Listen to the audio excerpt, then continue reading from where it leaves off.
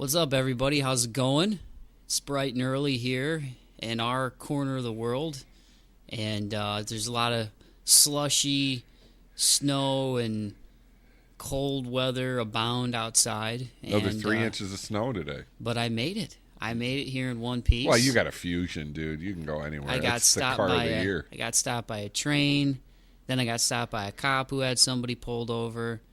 And then I had to encounter the traffic on the expressway, but and I haven't had any coffee yet, so I'm out. But I got here. It's Mike Bauman in the flesh. How's everybody doing? With Mike Jameson per usual, as usual. Peace. It's going pretty good. We had an interesting Super Bowl last night, which of course this is going to air on Friday as always. So an effing good game, as Joe Flacco would say. Unbelievable. Well, I'm not going to toot my own horn. Here we go. But I'm a modest guy. But I will say, on September 8th, I picked the Baltimore Ravens to win the Super Bowl. Not at the beginning of the playoffs, not when they found out they were going to be in the Super Bowl, but on September 8th, before they even played a game, I picked the Baltimore Ravens to win the Super Bowl, and they won the Super Bowl. And there's couple people in the local media who have disagreed with me. I won't name names, but I think they were a little bitter last night because now everybody's talking about the fourth down call. Should have it been called? Listen, the game did not come down to that, and there will never be a Super Bowl, especially after what happened earlier this year where the officials totally got that call wrong in that Seattle game. Right. They are not going to end the call on that. There is a lot of contact both the ways. The ball fell at least a yard out of bounds. I mean, folks, even if Crabtree outstretches he could have caught that and catches that, there's two guys right there. If he didn't get hit at the line, he would have caught that. But he got hit at the line. And there's two guys that can push him out right there, too. So, I mean, it's the game. San Francisco had 2 turnovers. They gave up a 108-yard kickoff return for a touchdown to start the second half. And that was awesome. That game was over. And then the lights went out. They got a breather, and then all of a sudden they scored 17 unanswered points. So the lights went out twice on the San Francisco 49ers. I think the power outage should have been given serious MVP consideration. Right. I mean, as good as Joe Flacco played, yeah, that power outage was a big difference in that game. Yeah. They should have just brought down a big burned-out light bulb and put the trophy next to it. You know what I'm saying? Or at least split it. I'm just saying. Just saying. Wow. Baltimore was winning. That game was over. That game was over. But you know what, though? That not to be a devil's advocate or anything here, that's every game, it seems, with the 49ers is over like that. And all of a sudden, they figure out a way to make things happen. They've done it all year. They especially did it through the playoffs. So it was, it was good TV. Even if it was scripted, it was still good TV. I mean, I'm not saying it's scripted. I'm not saying it's scripted. I'm just saying, I think the power outage, obviously, look at what happened to Lady Mo. Baltimore was killing them. Flacco was tearing them apart.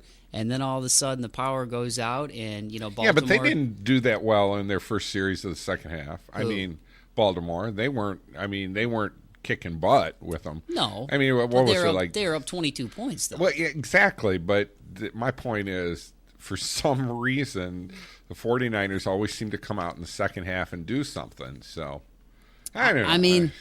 Here's my Dolphins thing. weren't in it, so what difference? Well, it might be a few years before they get there. Yeah, I'll be dead before that. I'm a Lions fan, so I feel you.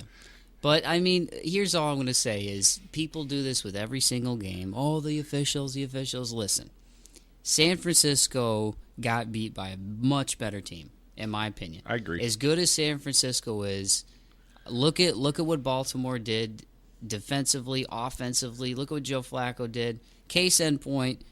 It's 3rd and inches. The call gets overturned. Good call by Jim Harbaugh, when they thought Bolden had the first down. What does Joe Flacco do? He audibles in Niners territory and then completes the pass to Anquan Bolden. That was a hell of a pass. It was a gutsy call, and it was a hell of a catch. That was huge. He tore them apart all day. And if you're going to complain about the call at the end of the game, what about the call on Torrey Smith in the first half when he's streaking down the sidelines and he gets gets the arm over his arms and can't make that outstretched catch. Right. That's probably either a touchdown or Baltimore's. It's a spot foul. They're in San Francisco territory. Yep. Bernard Pierce gets horse collared. There's no call. That sets him up near the goal line. Joe Flacco gets nailed out of bounds. Nailed. If that was Tom Brady or Eli or Peyton Manning, y'all know that would have been a late hit. And guess what? There's no call. That would have set them up in 9. You can't say that, was there a lot of contact? Well, if you look at it, though, too, the 49ers, their first play from scrimmage when they got the holding call. I mean, if first play from scrimmage was a 29-yard pass, just playing devil's advocate here, I guess. I couldn't care less. And Frank Gore, well, listen, I wasn't rooting for anybody. Does it make me look good that the Ravens won? Yes, because I picked them to win the Super Bowl before they even played a game. Did you win any year. Money for that? No, I don't bet. You suck. I don't bet. Oh, okay. Dude, I do sports writing. I can't bet. That wouldn't be, I'm not doing it on like a national level or anything, but that still wouldn't be right. This is true. And then, and then Frank Gore has that huge run. They take him out of the game. Yeah. You want to be mad? Blame the offensive coordinator that. and blame the coaching staff for the Niners. Those last 4 calls were terrible. Right. They were terrible. They went to Crabtree 3 times. He got hit in the back on the first one, couldn't make the catch, and he threw his arms up like, "Where's the flag?" The second one, he dropped it. They knocked it right out of his hands. The last one, was there a lot of contact? Yes, but once again, folks, here's the thing. Look at where the ball falls. Yep. It was out of bounds. Even if he outstretches to catch that, and Crabtree's not super tall. He's like 5'11", 6 foot on a good day. There's 2 Ravens guys who are right there. Their DBs played pretty well for the most part all day. All they have to do is make sure his feet don't come in bounds and it's not a catch. And I don't say, well, you got to give him the opportunity to catch it. Well, was Crabtree? Look at the replay. When he got hit, he did get hit. When the dude from Baltimore grabs him, Crabtree is also simultaneously trying to push off, which would have been offensive pass. There was contact both ways. And the officials are not going to let the Super Bowl come down to that. It's not going to happen. It's not. And like I said, if you're going to complain about that call, look at all the other calls that got missed in that game. And look at what the 49ers did to themselves in the first half. They had flags. They had penalties. Yeah. They had the 2 turnovers. A lot of punts. Didn't come down to that. A lot of punts, and Baltimore didn't punt once in the first half. And I don't know why the power went out. I don't know what happened. I don't know if there was a surge. It looked like the weather was fine down there in New Orleans when they showed the outside views with the blimp and everything. But the Ravens, the route was on until that happened. After that happened, they scored 17 unanswered points. Right. So, I think that absolutely you got to look at that power outage and say that was a big momentum swing. We'll probably never know why it happened, but it was a huge momentum swing. And you got to give credit to the Ravens. Joe Flacco was on fire. He's been on fire. They showed the stats at the end of the game. There's only been 2 quarterbacks who have ever had an entire postseason run with 11 touchdowns, at least 11 touchdowns and no interceptions. The other one's Joe Montana. Wow. Won multiple Super Bowls. This is the 5th straight year Baltimore's been in the playoffs. Nobody else in the NFL has done that, to my knowledge. Then on top of that, Joe Flacco's been in the playoffs every year he's been a starting quarterback. And he tore it up all postseason. And didn't make any money. And he's about to get paid. Yeah, he's going to make some money now. He's about to get paid. But I thought, you know what? It was a good game.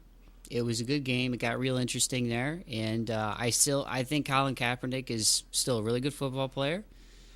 He's still going to have a really bright future, but they didn't make the plays they needed to win. Blaming the 49ers loss on that no call at the end of the game on 4th down is like blaming the Cubs for losing because of Bartman. Honestly, it's the same thing. The Cubs, go back and watch that game where the Bartman ball happened. Yeah. Count how many times they had chances to win that game. Right. Count how many times they had runners left on base. Count how many times they had outs and couldn't get the Marlins off the field. They had chances to win that game. Guess what? Didn't make the plays they needed to make. Same thing with San Francisco 49ers. You turn the ball over twice against the Baltimore Ravens. Joe Flacco tears apart your vaunted defense all game long, consistently makes throws all game long, and then you give up a kickoff return for a touchdown to start the second half. You don't deserve to win the game. And Steve Mariucci, and I'll end it on this. Steve Mariucci, who coached the 49ers. Right. He was their coach. Yep. Even said post-game that was a good no call. And this is a guy who coached the San Francisco 49ers. Yep. So, hey, man, that's all it is. You got to tip your hat to Baltimore. San Francisco is still going to be really good. They're very young. They got a young quarterback. I think it might even be easier for them next year because they're not going to have this controversy because I can guarantee you they're probably going to... Smith will be gone. Yeah, they're going to get rid of him. Maybe he'll go to the Dolphins. No, Dolphins ain't taking him because they got Tannehill. That's their guy. That's true. I think Smith, you're probably looking at somewhere, maybe like a Kansas City, maybe in Oakland because I sure as hell don't think they're going to stick with Carson Palmer. No. Maybe Arizona Cardinals. They don't have, they've been having some issues there. I think because they had John Skeldon who's done okay, and then Kevin Cobb, who really hasn't been the guy that I think a lot of people thought he was going to be. I think Arizona's a possibility, and I would, but Miami, I don't think that's going to happen because Tannehill's their guy. You know what I mean? Right. That's the guy they drafted, so I don't really think that's going to happen. But I give credit to San Francisco. They came back in the game. They're a young team. They got loose, when that break happened, and they made the most of it. But I'm never a fan. And like I said, I didn't have a horse in that race. I didn't have money on the game. I don't bet. I did pick the Ravens to win before the season started or before they played a game. But I was not rooting for Baltimore. I just wanted to see a good game. And you can't say that a game comes down to something like that. Especially when there was multiple chances for the 49ers to win that football game. They didn't make enough plays, guys. If you're a Niners fan, they didn't make the plays they needed to make to win the football game. It's the same thing as the Cubs with the Bartman thing. It's just ridiculous, man. Like you can't, you know what I mean? And then also it's just a game, all right? It's a game. It's not life or death. And I will say, actually, this year I was looking forward to the commercials. Normally I don't really care. They sucked. And I thought there were some good ones. I like the Dodge commercial with Paul Harvey. And that got you. The Budweiser Clydesdale commercial, huge. That was awesome.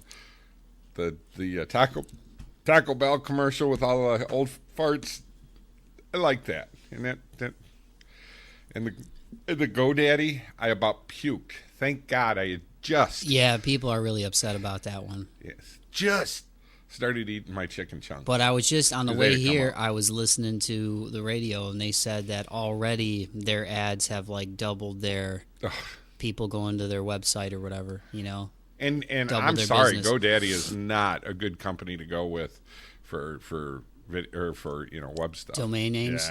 Yeah, big problems with them. I had big problems with them before. What happened? They just things would get lost. We did a lot of work with the radio station. We were doing their stuff, and it was just one problem after another. Granted, it's cheap. You're saving $5 a month. It is cheap, but it didn't work. And we're with Network Solutions. That's who I'm with. Well, I thought the Taco Bell with the old people was great. That was absolutely freaking hysterical. I thought the Doritos goat one was pretty funny. I thought the Doritos had the best ones overall. I thought the goat one was pretty funny when the goat was just like, "Ah!" That was funny. And then the dad going in there and playtime with his daughter, and then all the guys are in makeup and stuff. I thought that was pretty good. And I thought the one with the kids where they were getting ready to play backyard football or whatever. And he's like, it was really early on. They're like, "You got a team?" And he was like, "Let me go get my guys." And they show like the one little kid wrestling the grizzly bear, and the other kid's bringing the dude out of the fire. That was all right. Yeah, that was a pretty good one. That was pretty. I thought that one was pretty funny too. So, it was halftime show was it didn't do anything for me. It just didn't do anything for me. I was watching it a little bit.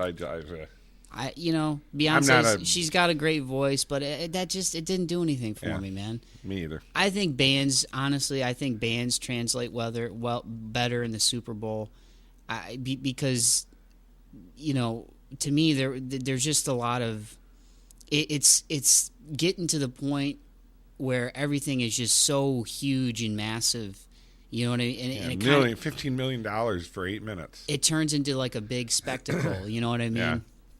I kind of hope in the near future we see like the Black Keys, or some like a band. I think the bands, and granted they had the Who, and I know people didn't really like the Who because they thought they were like too old or whatever, but I just think when you have a live band in an environment like that, it's just different. There's just something to be said about that. Beyonce did a good job. They brought back the Destiny's Child thing, and they had all the dancers and everything, and it was very well done. Nobody missed a beat. It went off without a hitch, And maybe it's just because I'm not really a big fan of that, of pop music in general, right? And top 40 stuff. But it just didn't really do anything for me. That's just my opinion. I thought she did a good job. It just didn't really do anything for me. I just think bands, and once again, maybe that's just because I'm a fan of rock music. I just think it translates better to that experience, And I think that there's bands who could tear it up out there, Like I said, I really think the Black Keys would be awesome. Right. And once again, maybe I'm a little biased because they are from Ohio. They're from Akron, and they used to be a house band actually at in Toledo. I think at not Manhattan's, not Murphy's. Where am I thinking of? See what happens when you don't get enough sleep. You can't remember the names of the place. But they used to come to Toledo and play like once a month. Mickey Finn's. Oh, Mickey Finn's. Mm-hmm. They used to, back in the day, before they were huge, they used to come to Toledo, and they were like the house band for once a month and would play for probably a few people, And now they're, one of the biggest bands on the planet. It's crazy. But yeah, I thought overall, it was a good game. You had the power outage, you had the no call. There was all those talking points that no doubt they're all going to be going crazy on the shows this morning. Everybody's going to be debating. But the bottom line is the better team won the game. And now we're into hockey and basketball. And I'm excited because even though I love football, I'm glad hockey is back. And it's if you don't watch hockey that much, just go to a game and watch it live. And I promise you will enjoy it much more because it is seriously the hardest sport to play. Mm-hmm. It is like the hardest sport to play. And I know some people, I can't see where the puck is. And just give it a chance and go watch it because it's awesome. And I'm glad hockey's back.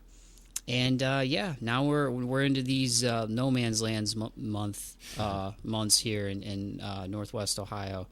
Because the weather, man, it was weird. We had like 50 degrees for a few days last week, and then it dropped right back down to like 10, 15, and now it's snowing. Yeah, and we're getting a lot of snow now. Crappy again. All week. But and we're in the thick of things in basketball season. We're at Toledo Sports Network, and we've had some really good games lately. It's been a lot of fun. And I think this is the part of the season, too, where there's only a few, conference games left for a lot of these teams. This week and next week, yeah.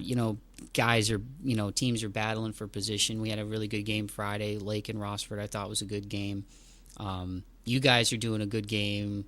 Well, it'll already be done by the time this airs, but you'll probably be able to go on ToledoSportsNetwork.com and see it.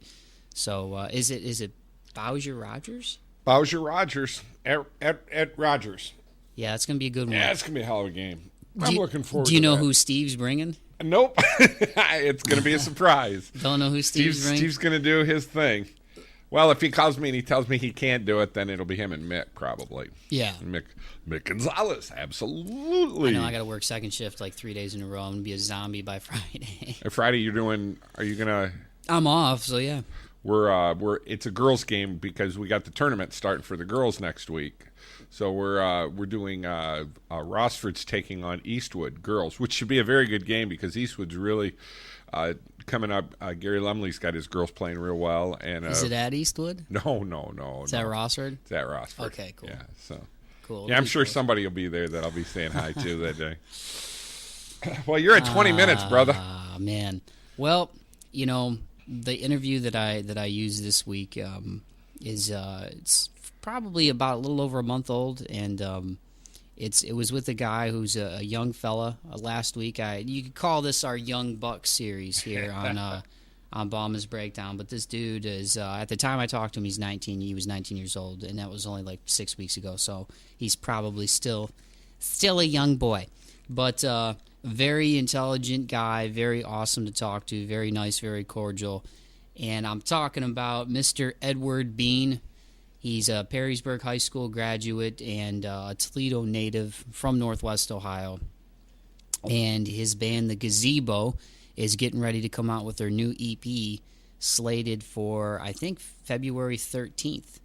And we talked back in December because basically the background of these guys, they were in the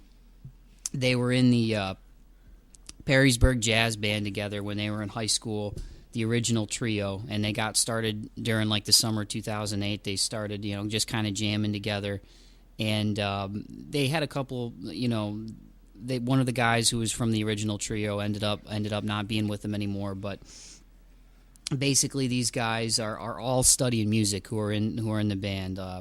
Edward is living in Manhattan right now. He's on scholarship at NYU for classical musical composition. He's been playing piano since he was a real little kid. He's amazing on the piano, amazingly talented. Ryan Williams is studying music at BGSU. He's like their percussionist. And then the guitarist, Henrik Kress, he's studying at the University of Toledo. He's studying, I think he's really involved in the music department over there. So, I mean, all these guys are studying music in college, and they've had so many different instruments on their records to this point. I mean, acoustic guitar, cello, trumpet, mandolin, I mean, marimba, cymbals, tubular bells. I mean, these guys they're just crazy. They play just about everything, Chris is studying classical and jazz guitar at the University of Toledo. So, I mean, it's just the talent is definitely there, and it's in listening to their music. They kind of have a throwback sound a little bit. It's almost kind of like if you mixed, I would say, almost sort of a 60s, 70s vibe in there from some of the stuff they've done to this point. And then they have some stuff that's a lot more progressive and has more of a progressive rock feel. So there's a lot going on, and it was really fun to talk to Edward because, like I said, he was a really cool dude. And I think it's awesome, that this 19-year-old kid from Northwest Ohio is studying music at NYU on scholarship. I mean, that's pretty insane when you look at all the talented actors and musicians who have come out of NYU. I mean, it is definitely, a school where creativity just flows out of that place, in and out of there. So for him to be on scholarship there is pretty awesome, pretty remarkable. So it was a lot of fun talking to him. All these guys are in different colleges. Like I said, Henrik Kress is at UT. Ryan Williams is at BGSU, the guitarist and the drummer, respectively. And then you've got Ed, who's out in New York. So they basically, make music while they're all at school and then come back together and put it all together. And you'll hear all about that in the interview. But we did this interview when they had a show at Howard's and BG back around Christmas time, and I was just kind of waiting for the right time to bust it out. And I had a young fella last week, and I wanted to give you another young buck this week. So without further ado, I'm going to shut the heck up. Here is Edward Bean for the Gazebo.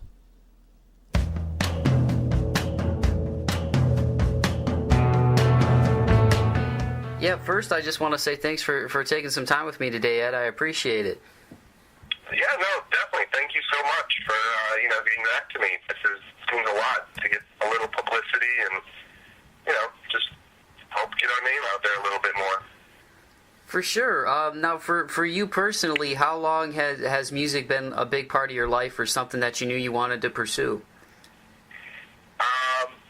To be completely honest, ever since I was probably 3 or 4, it started off just sort of, like banging on pots and pans in the kitchen, but I guess in a way that's sort of the start to any music career, and my mom let it happen, so thank God for that. And then it sort of, blossomed into this great thing, and then she, signed me up for piano lessons, and we bought a used piano.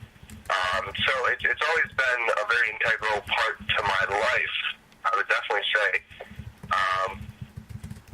I did the sports and everything as a kid, as any suburban kid, but I really didn't enjoy that. It's like you weren't creating something. But music, I really found, that's sort of like my expressive outlet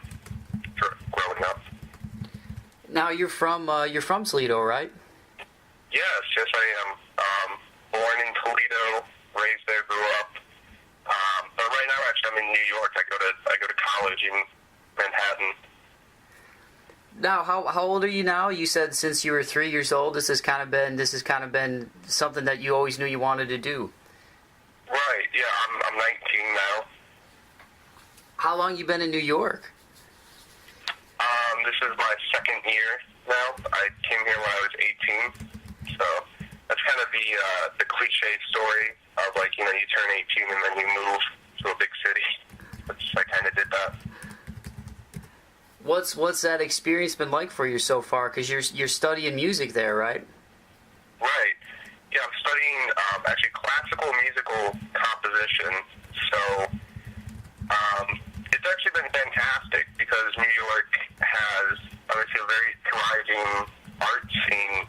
So there's plenty of opportunity to, like, submit your work and hear other people's work. The only difficult part, but I think it's good for any artist, is the amount of competition. It's just, everyone here, it's, the caliber of talent is just unmatched. But I think that's fantastic for any artist because you're constantly being challenged and you rethink your ideas and you reinvent your music. So it's really conducive to creating and growing as a musician and artist. Where are you studying there? I study at New York University. Oh, all right. So that's the big time then, man. Yeah, I was fortunate enough to get here on scholarship, and it was also, like, my top choice school during high school. So I am, immensely just grateful and fortunate for this opportunity that it sort of, the cards laid in the right place. That's awesome, Edward. Where did you go to high school here? I actually went to Perrysburg High School. And in Perrysburg, my parents moved to a suburb a couple years, like, after I had started school. They both took jobs outside of Toledo a little bit, so I grew up about the first, I think, 5 years in Toledo, and then we moved to Perrysburg. Now, for you, I know you said you personally, this has been something you've wanted to do for a really long time, but were your parents musically inclined in any way, or was this just something that grabbed you from a young age? My father is not whatsoever, I'll be completely honest. I mean, he's like a deadhead, he listens to music, but as far as playing or writing, not so much. And then my mom, the only sort of inkling of music that she has, the semblance, you could say, I guess, of musical ability, was she took piano lessons as a teenager. So, I mean, that's decades ago. And she never, nothing really came of that. And actually, they're both very mathematical and science people. Like, my dad's an engineer and stuff, and my mom's actually a chemist. So I would say they were supportive of my musical endeavors, but they really didn't, teach me. They were just supportive of it. Well, that's good that math and science parents were supportive of this pursuit for sure. I think they almost, how they see it is like they were so studious and intent on, making sure that they had stability with a family and, that it was like a nice home environment growing up, which it was. It was fantastic. I mean, there was no complaints across the board. And I have one brother, so they had two children. So I think since they went to college and focused so much on, like, getting the good career and making enough money to support each other and support a family, that with their children, they were very open to allowing us to pursue our passions and sort of what we excelled at, which actually for my brother is acting and for myself is music. That's awesome. I think that's all you can ask for, especially if you end up having different interests of that of your parents, for them to support you in the endeavors and just kind of see where it goes. You know what I mean? Yeah, I agree completely. I mean, I am so thankful for them. I would level where I am now without them. So. Now, as far as the Gazebo goes, I know this was 2008, so, I mean, you were what, probably junior high when you guys got the ball rolling for this? That was the summer after my freshman year of high school. Okay. So how did the formation of the Gazebo come about? I mean, you mentioned sort of the piano and everything that you had been doing. Was classical music sort of the roots for how the Gazebo came about? It's interesting. The roots are actually in more like jazz, because the original 3 members, myself included, were all in the Perrysburg High School jazz bands. Okay. So, we just had a common interest with music and sort of mutually agreed, hey, wouldn't it be kind of cool to sort of plug in and try to play some electric instruments? So it really just started as like a very free-form kind of just like jamming in the summer. And obviously, I'm very piano-based, so the original thought was that it would be like psychedelic rock and I would be doing mostly organ. But then, since we were only a trio, we needed a bassist. So I actually went out and I had some money saved up, so I bought like a student model bass and started kind of teaching myself how to play electric bass a bit.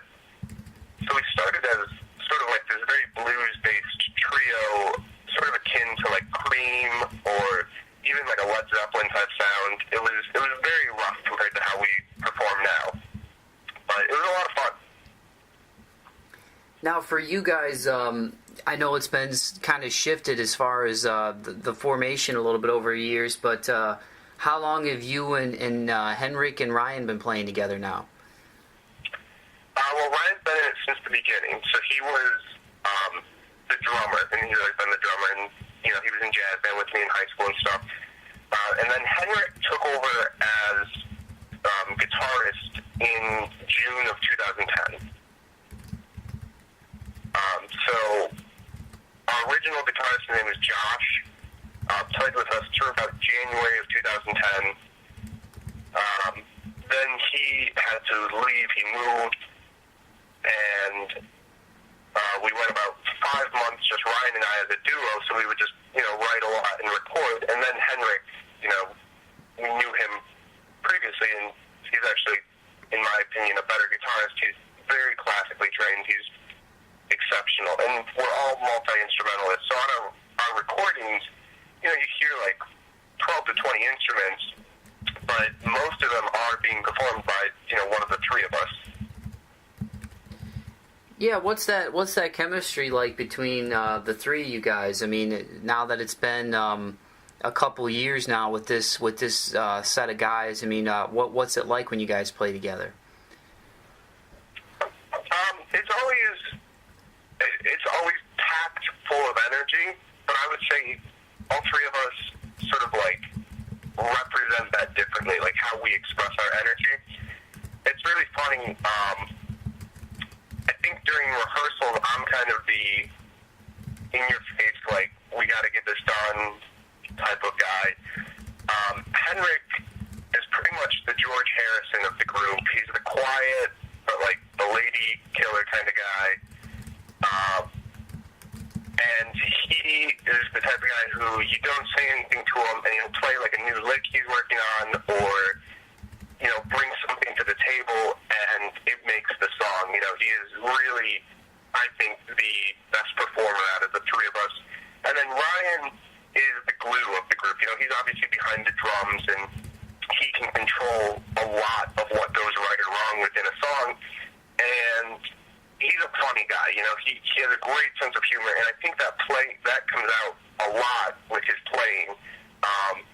He's not just sitting there metronomically keeping the beat. He's humorous with how he approaches the drums. He plays it like it's an actual classical instrument, which is, I think, fantastic. It gives us a looser sound, and that's been a critique we've often had, is that, it's not really like driving rock kind of sound, but at the same time, we enjoy the music we make, and since we all have either classical or jazz training, it sort of brings a nuance to our approach. Yeah, I was listening to some of it on your guys' your Bandcamp page, especially Flight to Babylon. It's almost got kind of in the beginning, it's almost like a Pink Floyd-y type of feel. I mean, do you guys have sort of just a wide range of influences, like, or are you guys all kind of in sort of like the same vein?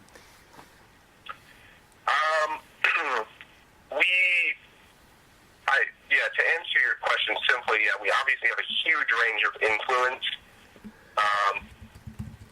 And then, you've got three different people with three different influences, but there's a ton of overlap. So, for instance, I am definitely the more sort of like progressive rock or classical-based guy. Henrik takes more of the jazz side of things, and then Ryan enjoys more of the modern alternative rock scene. So, it's three different approaches, but it always somehow does blend, and it sort of functions. Now, you guys have done some touring with this, right? You guys have done shows outside of Northwest Ohio, right? Not too much. We played a little bit in Michigan. Okay.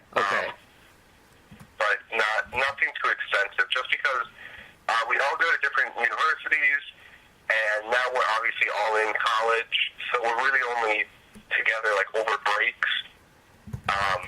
So we do a lot of collaborating like online and talking, but it's very difficult to find the time to not only like schedule a tour of some sort, but we usually will hire some backing musicians to play with us. So, I mean, we tour, sometimes we do it as a trio. I mean, sometimes we have like an 8-piece band going on.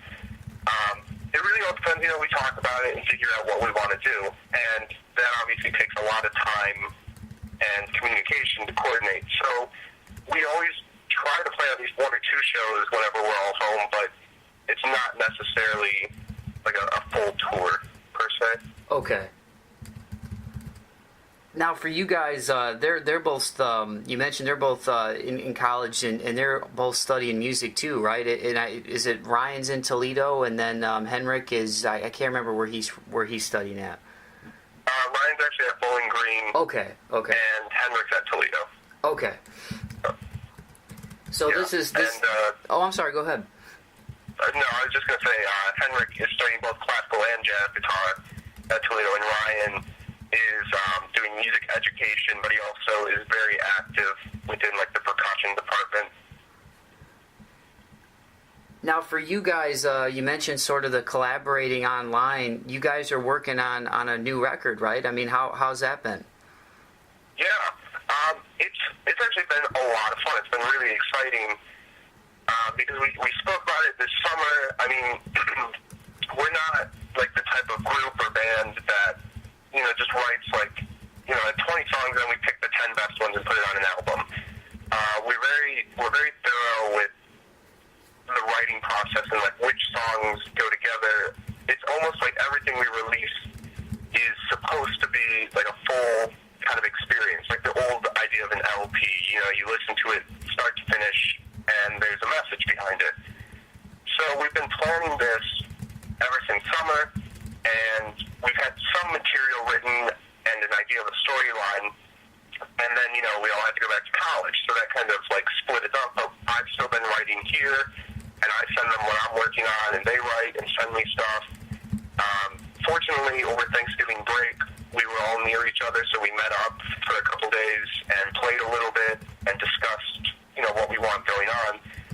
So the record is pretty much all written, and we started some rough recording on it, actually. But the hard part is going to be sort of like, bringing in the over-the-top measures. The idea of the album, stylistically, it's going to be kind of like the Beach Boys kind of smile type feel to it. So there's a lot of, classical instruments that are being featured on it. So it's just very time-consuming to organize it all together to get those parts recorded. But, we're pretty set on the release date of, early next year, and hopefully it'll be done, by January, the recording process. Yeah, talk about the concept, because if I read this right, you guys you want this to be a double album? Yes. We're only right now releasing the first part, but this is a double concept album, and it's a little interesting because the concept actually started with the track you already mentioned, "Flight to Babylon." That's the last track off of the first album we did release, and that actually starts the concept. And then last year we released an EP, which continues it, and then this double concept album are the last two sort of movements or sections of that. So it's actually a pretty big work, I would say. And we write concepts that are supposed to sort of spark thought, or you just you listen to it and maybe it gives you a better understanding to your life. Obviously we write it from our perspectives and experiences, but it is supposed to be a universal message, which is one of just sort of who am I? It's about identity and just moving to new places and how do you define who you are as a person, and sort of this coming of age album. I think the themes are very prevalent today, especially with you represent yourself on Facebook and all these different things, and with cell phones you meet hundreds of people, but maybe even after all of that you still don't have a clear idea of what you want out of life. So it's a big idea, so that's why we've taken so much time sort of developing it and creating this story arc. And I think it should flow really well. I'm really excited about it. I know Ryan and Henrik are, so it's a cool project. So even though it's a concept album, it's based off of more sort of you mentioned just sort of everybody's sort of personal experience in the world. So it's more, you mentioned that universal theme, because sometimes when people do concepts, it's they just take this idea and sort of run with it and base the album around it. But this is, even though it's a concept record, you're saying it's sort of based and rooted in sort of personal experience? It definitely is. I would say the unifying, the plot device we use is geography. And what I mean by that is, the story started, Flight to Babylon, in Ohio, and the character is about traveling east. And then this concept album, chronologically, actually takes place a little bit in the past. It starts, and the idea with the double album is he starts in, California, and moves through Joshua Tree Forest, and keeps moving east and east, gets through Ohio, and then keeps moving. So the idea is sort of this growth and this journey. So I've taken that because myself and my other band members, we've all traveled around extensively. I've been out west a ton. I love hiking. I love that kind of stuff. So I take all of these sort of experiences, and instead of making it so my experiences are chronological, it is set according to where they took place. So it's really moving west to east, sort of moving forward, trying to move forward in life. And for you guys, you had Lawn Structures in 2010, that was 2 songs, right? But Flight to Babylon's a huge piece. That's a 15-minute piece. And then you had There in 2012, so this will be sort of the follow-up to that. Yeah, and actually Lawn Structures is 11 tracks, but I realize on our Bandcamp it only has 2 uploaded. Okay. But it is a full-length album. Okay. I believe it's done 45 minutes, and then There is an EP, and then this is, the follow-up, so it's 2 full-length LPs again. So this is going to be called the Living Sun? Yeah, that's the title of the concept, and actually the first release, the one we'll do in January, the first part is called The Warming Sun, and then the second one is The Living Sun. Okay. But all 4 sort of sections of this concept, it is the Living Sun concept is the idea, and you can look all the way back to lyrics that we have on Lawn Structures. It references the phrase "the living son," which I think is evidence that we were planning something bigger with it. It wasn't just we were writing pop songs and releasing them. Yeah, and for you guys, as far as putting this all together, while you're all in school and doing different things, I mean, that's got to be pretty challenging. I mean, making a record in and of itself, and just just talking to different musicians. There's a guy locally, Steve Dwyer, that is in a couple of different bands, and he's also a producer. And we were talking about this local band, Tropic Bombs. They came out with their record this summer, and he and Ryan both went to audio engineering school. But he goes, a lot of people don't realize that the recording part is just one part of it. Then there's the mixing and the mastering and trying to play something perfect. I mean, what's that challenge like for the three of you guys?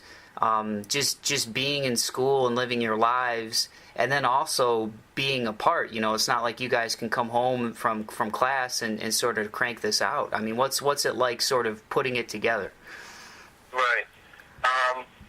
Well, fortunately, since we are apart, that allows for sort of like an open-ended deadline for creativity, which sounds terrible because it's kind of like, if I say I'm going to send them something by this weekend and I end up not, I send it a week from now, they really can't yell at me in person. So it gives us a longer timeline to work on stuff on our own and really figure stuff out. Unfortunately, though, that means when we do get together, everything really needs to get planned out and pretty much organized. Our engineer needs to be there. Our recording studios need to be pretty much open for the whole month or whatever. It's a lot of planning to really get this to work. And we've only done this once since, trying to record something full, over a short period of time, which was our EP last year. And we did it, and it worked pretty well, I'd say. Definitely there was some sloppiness to it that we plan on fixing with this. But we kind of all agreed if we could do it with the EP, let's try to do a full album. So the collaboration is pretty easy when we're far away. I mean, the hardest part is I don't necessarily check my email every day. They don't, so it might be a couple days before you hear from each other. But you always do. And then we get together, and the first rehearsal is always terrible because you take these songs that you've been working on and you've sent them sort of these rough demos of, and you're trusting each other to sort of listen to it and learn it and bring your own thing. And you try to, but then it doesn't always work the first time. So there's definitely a couple days spent just to sort of fixing things. But then once we get it, we record it and we perfect it. It's very methodical, but like I said, we're all classical musicians, and we approach it like we are performing classical music. We don't just have these open-ended songs that are just oh yeah, then you play these chords and you play this. It's very focused about how we know the counterpoint we'll be playing and everything that each of us individually will be bringing to the table. Now, when you guys come back for once Christmas break comes up here, is that when you mentioned you did some recording? Do you have a home studio where you guys sort of do this all yourselves and put it together? Yeah, we actually record in a couple different places. We have a home studio that I set up at my parents' house, which is fine for recording pretty much everything except for drums would get recorded there. And then Ryan's house, his basement, acoustically is sort of designed and treated for his drum kit. So I'll usually pack up part of my recording equipment, or I even have a friend in Toledo who has another very small studio, but we record at a couple different locations. And actually I've been fortunate enough that at NYU, all of the piano parts are actually getting recorded here in New York, on a really nice grand piano in NYU's studio. So I'm what about when you guys do play live? I know you got a show coming up on the 21st. How excited are you for that? And what is that live experience like for people? Is it just, are you on piano the whole time and then Ryan's on the drums and Henrik's on the guitar? Is it sort of stripped down like that, or what's the experience like live when people check you guys out? Yeah, no, we definitely I would never use the phrase, stripped down, because it's different live. There's no way that you can, replicate what you record, no matter who you are, unless you're doing some, live sampling or something. But we are not for that. So it's not stripped down, but it's rewritten. I'm a classical composition major, so I'm very trained with orchestration and writing and stuff. So when we perform live, the songs are the same songs, the same melodies, the same lyrics, but sometimes it's reorchestrated. So it's different instruments than you hear on the album, but it still gives you a very full sound. So we are beyond excited for this December 21st show. To answer your question about instrumentation, yeah, usually Ryan's on drums and Henrik's on guitar, but I often switch what I'm playing based off of, who else we have playing with us. So what I can tell you is for this show, I will mostly be doing piano and auxiliary percussion. And we also are being joined, we're fortunate enough to have 3 very good Toledo-based musicians who have agreed to play with us. So we'll have a bass player, we will have a reed player who's doing saxophone, and then a backup singer as well as backup keyboarder. So, we're playing a 6-person set, I guess, and it should be a lot of fun and really good. I mean, I always love bringing, horns or saxophones to play live, and it turns out well. And the last thing I'll ask you, Edward, and thanks again for taking so much of your time with me today. I appreciate it. Sure. No, thank you so much. As far as the imprint you guys are trying to leave musically and moving forward with the Gazebo, conceptually, how do you guys want this to go going forward? I mean, is this something that you guys eventually want to try to take on the road and make this something that you guys tour around with once school's over? As far as maybe down the line with the Gazebo a little bit, how do you see this going, and where do you hope it goes with the 3 of you guys? Yeah. Well, again, I can only speak for myself, so I really don't want to misrepresent what Henrik or Ryan intends. But I do know right now, our present goal, all of us believe, as musicians and as people studying music, you can't afford to dislike any kind of music. And with that being said, though, that doesn't mean we are supportive of other kind of music. So we back in 2008, we looked at the music scene of Toledo and these bands that we would often have to open for or play with or, share a stage with. And it kind of upset us that there was so little thought put into this craft that you're doing public art for. And that kind of made us mad. So then our philosophy started being, write extremely high caliber music and, just do it to the best of our ability. Speaking for the future then, we definitely do believe that this is something that with a little bit more money, maybe some better resources, a better studio or something, we could definitely take it places. The problem we have, since we're pretty much restricted to sort of Northwest Ohio area, is finding the right audience. And I think that's a lot to do with marketing. So it's very difficult being like a trio where we write this, what we consider pretty quality music, and we can perform it pretty well, but the thing holding us back right now is sort of like our marketing, and just, we don't have the money to invest in, some agency sort of like taking us over.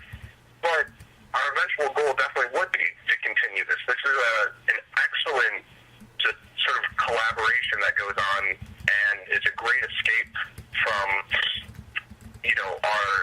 our training at school, because while we're studying music, Gazebo pretty much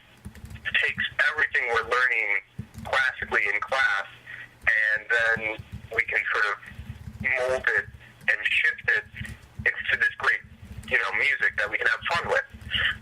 But for the future, I personally would love to see this go places.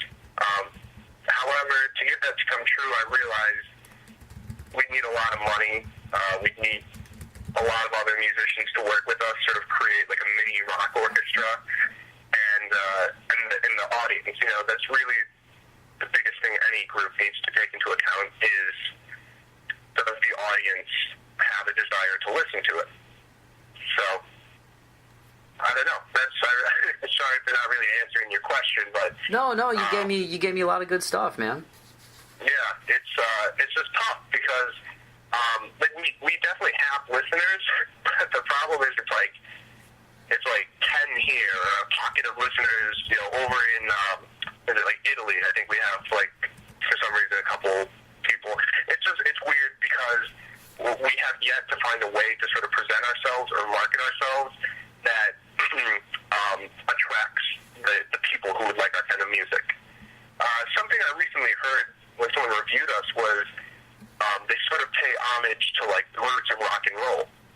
And I never thought of that before, but I guess with us bringing in the saxophone and our guitarist being more of a blues guitarist and stuff, it makes sense. So maybe we just have an older audience. I don't know, but I definitely encourage anyone who seems interested with our music to come check us out.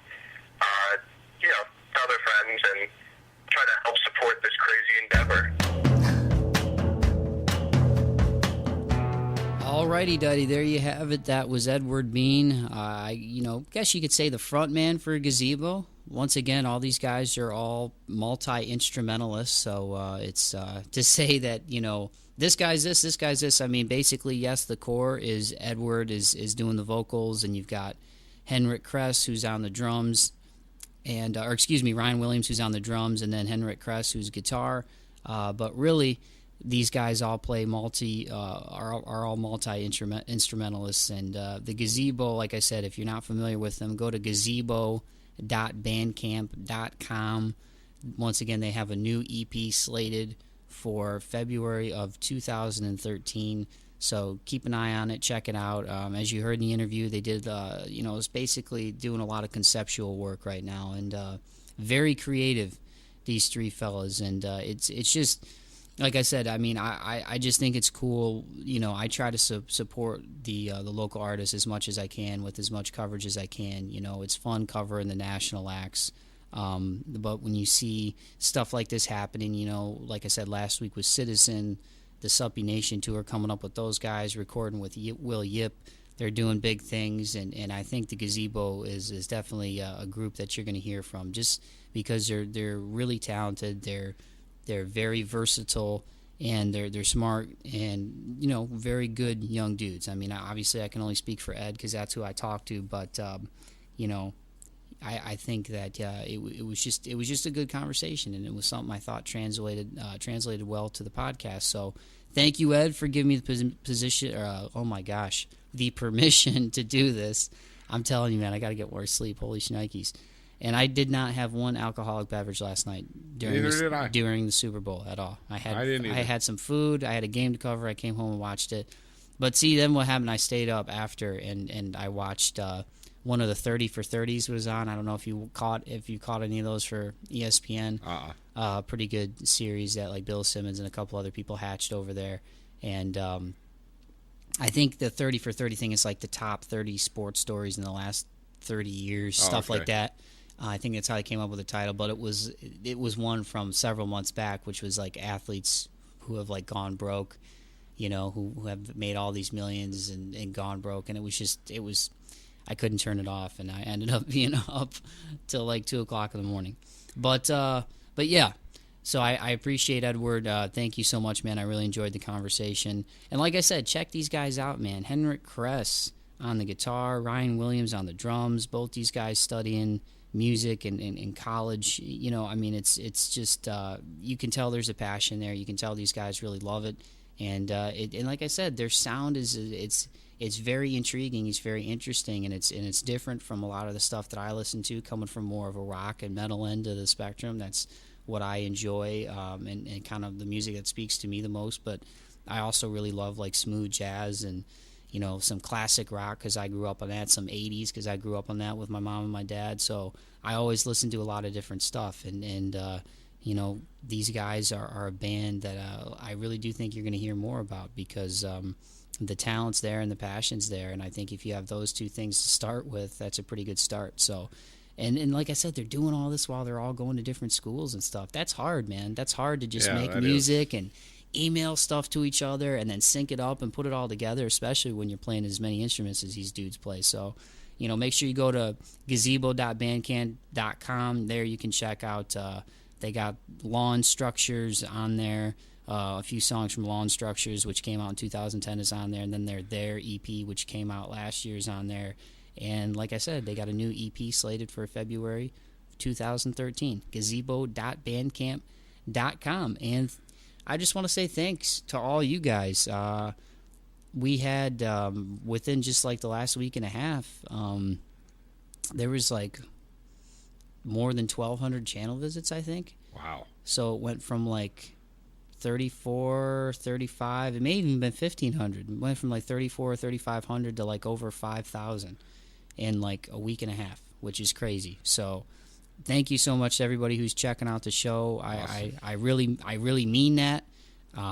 It's cool that it continues to grow every week. The fact that you like my craziness along with Mike, the craziness of the both of us, that's cool. But really, it's I really like these shows to have you guys be able to check out new music, because I think that's something that can't be understated. It's awesome to be able to share information in different artists with you guys, and really the third week in a row now I've given you somebody that maybe you weren't that familiar with, because they're all people who have started on a local level. So hopefully you check them all out, and that's what it's all about. And whether you like it or not, it's cool because at least you are aware of it. And then maybe you don't like it, but maybe your buddy likes it, or your mama likes it, or your daddy likes it, or your dog likes it. You know what I mean? And then you get new music to new ears, and that's what's cool. It's about sharing stories and information and experiences with everybody. And like I said, man, Edward Bean was a really nice, interesting guy, and very talented on the piano and other instruments, also a good singer. And together with Ryan Williams and Henrik Kress, the percussionist and guitarist, respectively, for the Gazebo, they're making some pretty good music, so keep an eye on them. And other than that, man, I hope you all have a fun, safe weekend. It's crazy, it seems like the new year just started, and the older I get, the faster it goes, man. It's nuts. We're already going to be into almost the third week of February by the time this airs, which is crazy. So hope you're all enjoying your 2013, and regardless of what happens, remember, keep the faith and be kind to one another. Peace.